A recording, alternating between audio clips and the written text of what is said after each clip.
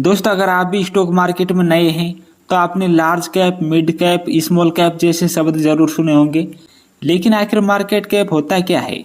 किसी कंपनी को large cap या स्मॉल कैप कैसे कहा जाता है और निवेश करते समय इसका क्या मतलब होता है?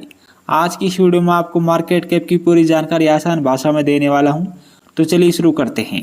दोस्तों मार्केट कैप का मतलब होता है मार्केट कैपिटलाइजेशन, यानी कि किसी कंपनी की कुल बाजार कीमत। आसान भाषा में कहें तो अगर किसी कंपनी के सभी शेयर्स की कुल कीमत निकाल दी जाए तो वही उसका मार्केट कैप कहलाता है।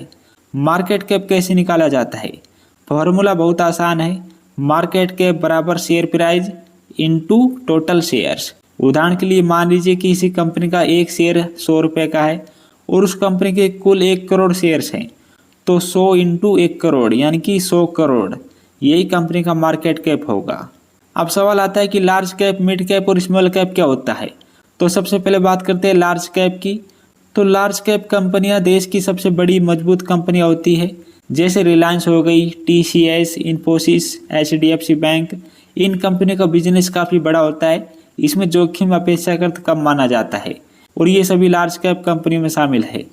उसके अलावा मिड कैप क्या होती है? तो मिड कैप कंपनियां न तो बहुत बड़ी होती है और न ही बहुत छोटी होती है। इसमें ग्रोथ की संभावना लार्ज कैप से ज़्यादा हो सकती है, लेकिन रिस्क भी थोड़ा ज़्यादा होता है। अब बात करें स्मॉल कैप कंपनियां क्या होती है, तो स्मॉल कैप कंपनियां आकार में छोटी होती है, इसमें ग्रोथ की संभावना काफ़ी ज़्यादा हो सकती है, लेकिन इसमें हाई रिस्क होता है, यानी कि रिस्क की बहुत ज़्यादा संभावना होती है।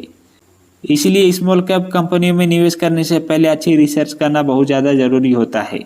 लार्ज कैप, मिड कैप और स्मॉल कैप में अंतर की बात करें तो लार्ज कैप कंपनी होती है कम रिस्क वाली और स्टेबल ग्रोथ होता है उसमें, जबकि मिड कैप कंपनी की बात करें तो इसमें मीडियम रिस्क होता है और मीडियम ग्रोथ होती है। लेकिन small cap company high risk और हाई ग्रोथ वाली होती है, जिसमें हाई रिस्क भी हो सकता है और ग्रोथ भी बहुत अच्छी मिल सकती है। इसलिए ऐसी कंपनी में निवेश करने से पहले रिसर्च करना बहुत ज़्यादा ज़रूरी होता है।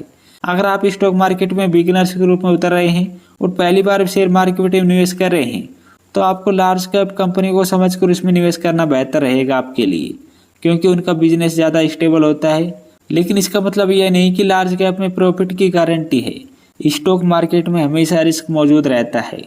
इसलिए दोस्तों आज की इस वीडियो में हमने सीखा कि मार्केट कैप क्या होता है, इसे कैसे निकाला जाता है और लार्ज कैप, मिड कैप और स्मॉल कैप कंपनी क्या होती है, इसमें अंतर हमने जाना। अगर आपको ये वीडियो पसंद आई हो तो चैनल को सब्सक्राइब जरूर कीजिएगा। अगली वीडियो में हम आपको बताएंगे डिविडेंड क्या होता है और डिविडेंड कैसे काम करता है, तो इसलिए चैनल को सब्सक्राइब जरूर कर लीजिएगा। धन्यवाद।